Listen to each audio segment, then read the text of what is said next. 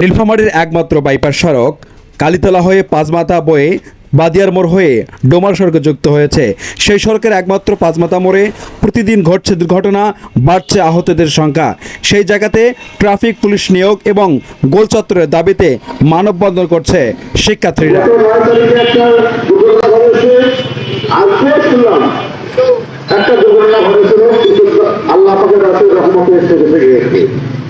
তার ধারাবাহিকতায় সেই প্রোগ্রামে অংশ নিয়েছে শিক্ষার্থী, অভিভাবক সহ বিভিন্ন সমাজের মহল ব্যক্তিগণ। আমরা শুনবো তাদের বক্তব্য।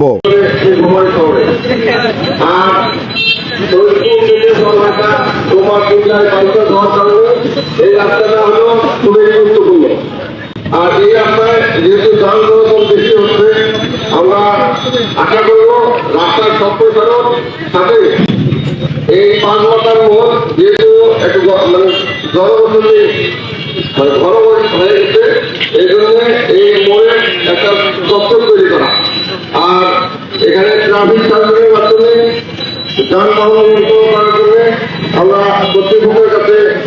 মানববন্ধনে শিক্ষক, শিক্ষার্থী, অভিভাবক এবং সচেতন মহলের ব্যক্তিরা বলেন, নীলফামারীর এই পাঁচমাথা মোড়ে গোলচত্বর হলে এবং ট্রাফিক পুলিশ নিয়োগ হলে বাড়বে নিরাপত্তা এবং কমবে ঝুঁকিপূর্ণ অবস্থা, দুর্ঘটনার সংখ্যা, আহতদের সংখ্যা। তাই সকলের দাবি এখানে গোলচত্বর এবং একটি ট্রাফিক পুলিশ নিয়োগ দেওয়ায়।